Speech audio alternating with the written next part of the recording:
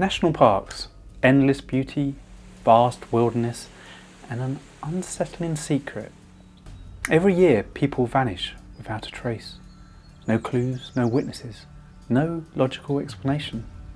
These are the missing 411 cases, a chilling series of disappearances that defy reason and leave behind only questions. Was it nature or something far more disturbing? Today we're diving into some of the most baffling 411 disappearances ever recorded, so stay close because some who wandered in were never seen again. It feels like it could swallow you whole. The trees loom like silent sentinels, their shadows pooling in the underbrush, and the air carries a weight that makes your skin prickle. This is the world of the missing 411, a phenomenon unearthed by former detective David Paulides, who spent decades unravelling hundreds of disappearances in the national parks and remote wilds, cases that defy reason. People vanish without trace, no footprints, no scent for dogs, no logical explanation. Some are found in places that defy physics, others are never seen again. The patterns are unsettling. Proximity to water, granite boulders, sudden silences in the forest, and a chilling sense that something is watching. What follows are 5 stories. Stephen Kabacki, Stacey Harris, Ray Salmon, Dennis Martin, and Dior Kunz Jr., each a fragment of a larger mystery, threads in a tapestry that leads to one question: what lurks in the wild, waiting for its moment? February 1978, Lake Michigan. The dunes are frozen wasteland, snow piling high in drifts that muffle the world like a held breath. The sky is a slab of iron grey, pressing down on the icy expanse of Lake Michigan, its surface a mirror reflecting nothing but cold. Stephen Kabacki, a 23-year-old college student with a lean frame and a mind that craves adventure. He skied these trails before and knows the way the wind howls off the lake, sharp enough to sting his face. His backpack is light, a water bottle, granola bar and a folded map he rarely checks. His boots crunch as he tightens his bindings, his breath forming a fleeting cloud in the frigid air. The solitude excites him, the chance to be alone with the raw pulse of the winter. He glides along the trail, the shush-shush of his skis, a heartbeat against the snow. The path curves near the lake, where gnarled trees stand like skeletons, their roots buried in the white. He feels alive, the cold sharpening his senses, the vastness of the lake filling him with awe. But as he passes a cluster of pines, the branches heavy with snow, a strange sensation creeps over him, a prickle on his neck, like unseen eyes are tracking his every move. He stops, his breath catching. He scans the horizon. Nothing but snow. The lake's eerie stillness and a silence that feels too deep. Just the cold, he whispers, shaking it off. He pushes forward, his skis carving fresh tracks. Then, in an instant, Stephen is gone. No scream, no stumble, no sign of a struggle. His skis and backpack are found hours later, neatly placed by the trail, as if he'd paused to rest and simply dissolved into the air. The snow around them is pristine, his tracks ending abruptly in a story cut off mid-sentence. Bloodhounds circle, noses low, but they can't find any scent. It's as if Stephen never existed. Search teams, hundreds of volunteers, rangers, helicopters buzzing overhead, scouring the dunes, the frozen shores and the tangled forests. Days bleed into weeks, then months. Stephen Kabacki, a young man with dreams of the future, has vanished into the Michigan winter. 15 months later, May 1979, Pittsfield, Massachusetts, 700 miles away, a man wakes up on a park bench, his head throbbing, his clothes unfamiliar, as if borrowed from a stranger's life. It's Stephen. His last memory in the snow, the lake, the prickle in his neck, the year between, black void, a missing chapter. His eyes are haunted, his voice unsteady as he tries to explain the unexplainable. Over the years, he becomes obsessed, earning a PhD in psychology, writing a book, even theorising about alternative universes that make up the gap in his life. But the truth slips through his fingers, as elusive as the snow that swallowed him.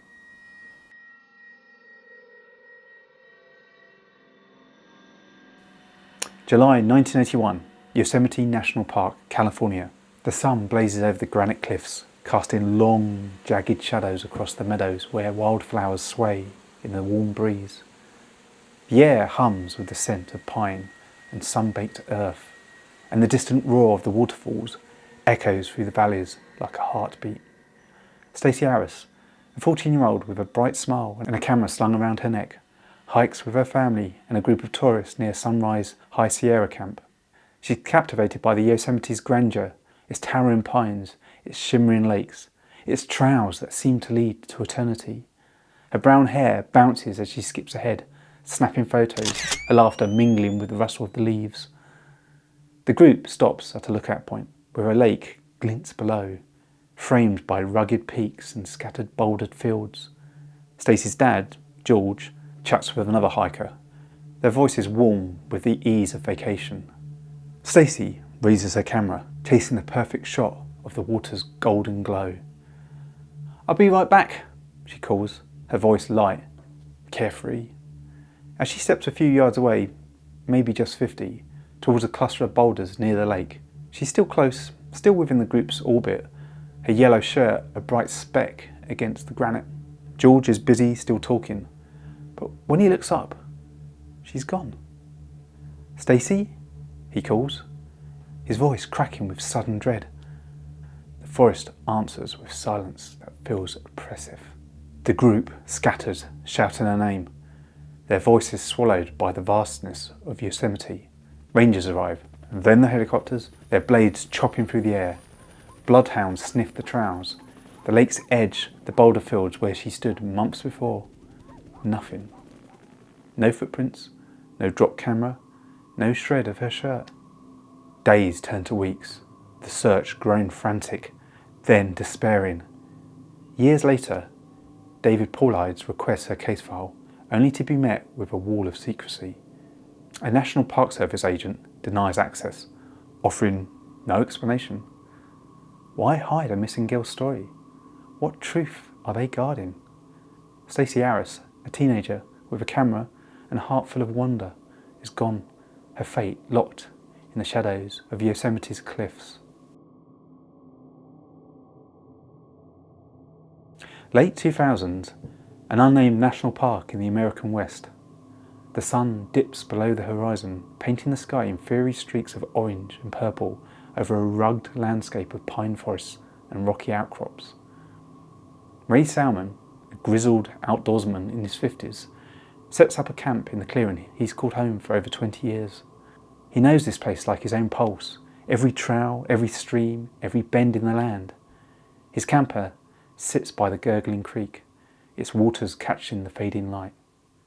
Inside, his 2 dogs doze, their soft snores a familiar rhythm. Ray's rifle, pistol and clothes are neatly arranged, his fire crackling as he settles in for a quiet evening under the sky pierced with stars.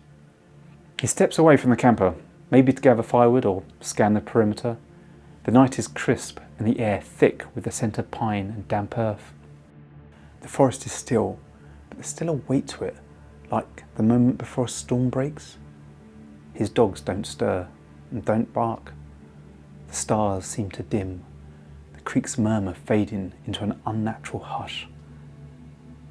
Ray doesn't return. Hours pass, then a day. A friend, alarmed by his silence, calls rangers. They find the camper locked. The dogs are hungry but unharmed. Ray's clothes are half a mile away, folded neatly on a rock, as if placed with care. His pistol lies a mile off, untouched in the dirt. His rifle? 2 miles away, propped up against a tree like a silent sentinel. No tracks, no blood, no signs of a struggle. Search teams sweep the forest, drones humming, dogs sniffing. Nothing. Ray Salmon, a man who could outlast any storm, has vanished. His belongings scattered like pieces of a riddle with no answer.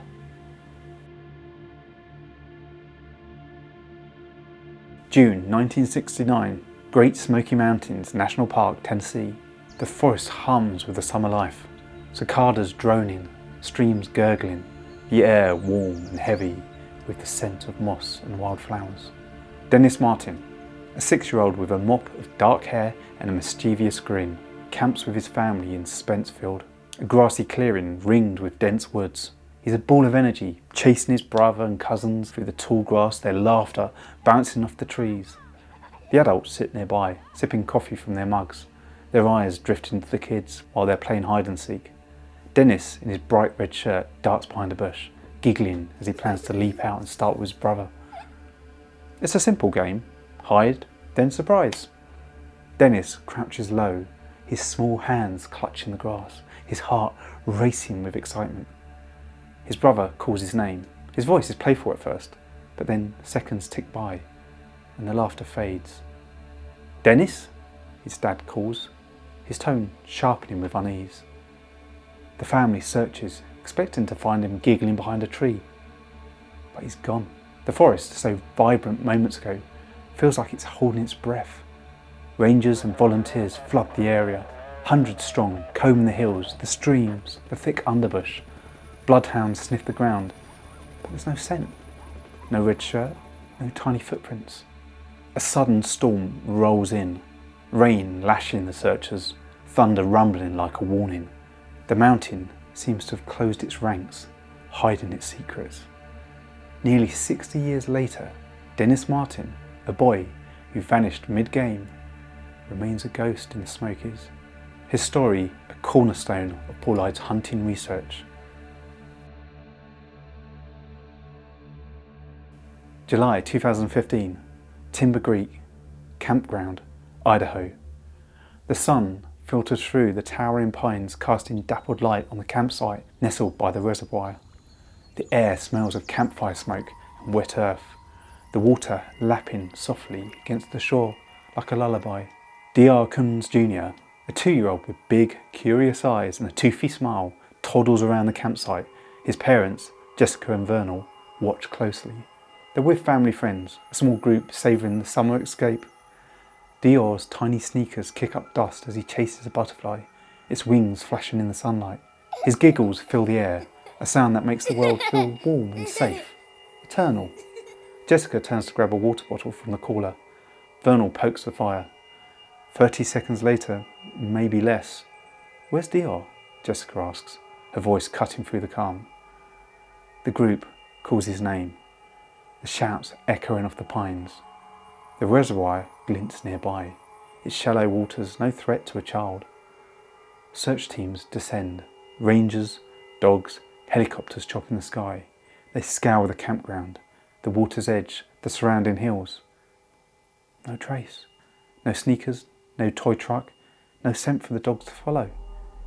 The family faces scrutiny of whispers of foul play, but no evidence points to anyone. Dior, a toddler who couldn't have wandered far, is gone. It's as if the forest reached out and claimed him in a heartbeat. What ties these stories together? Steve and Stacy, Ray, Dennis and Dior vanished in the wilderness areas, each near water. Lake Michigan's frozen shore, Yosemite Lake, a western creek, a Smoky Mountain stream and an Idaho reservoir. Search dogs found no scent, a chilling hallmark of missing 411. Evidence was either absent or impossibly strange. Stephen's 700-mile reappearance with no memory. Stacy's case file sealed by a secretive agent. Ray's belongings scattered across miles. Dennis's trail erased by storms and Dior's absence defying the toddler's steps. They were unlikely victims. Stephen, a skilled skier. Stacy, a cautious teen. Ray, a master of the wild. Dennis and Dior, too young to stray far. Yet they vanished in an instant, as if the wilderness opened up its jaws and swallowed them whole. Picture a force, silent and ancient, woven into the fabric of the wild. It's not a predator you can see. It's patient, invisible, striking in the blink of an eye. Is it the land itself? A tear in reality? Or something we dare not name? Paul Ide's research maps often show clusters of vanishings near water or granite, patterns too precise for chance. Stephen's lost year, Stacey's hidden file, Ray's scattered gear, Dennis's storm-shrouded loss, and Dior's silent absence. They whisper something larger, something that thrives in the shadows of the forest, the mountains, the snow. Imagine Stephen pausing in the snow, feeling the weight of unseen eyes. Stacey, framing her photo, oblivious to the silence creeping closer. Ray stepping into the dark, his campfire fading. Dennis giggling behind a bush and then gone. Or Dior, chasing a butterfly, vanishing in a breath. Each cross an invisible threshold, a place where the world bends and the rules unravel. Stephen returned, but with no answers. His mind is a fractured mirror. The others? They're out there, or maybe they're not. The missing 411 phenomenon offers no answers, only questions that linger like fog in the wild. Next time you walk a trail, listen closely. If the birds fall silent, if the air grows heavy, and if the forest feels like it's watching, keep your eyes open, because out there, in the untamed heart of the wilderness, something waits, and it doesn't leave tracks. If you enjoyed this story, please drop us a like. And if you love horror, check out the world's first interactive horror movie on our Indiegogo page and sign up with your email to keep up to date.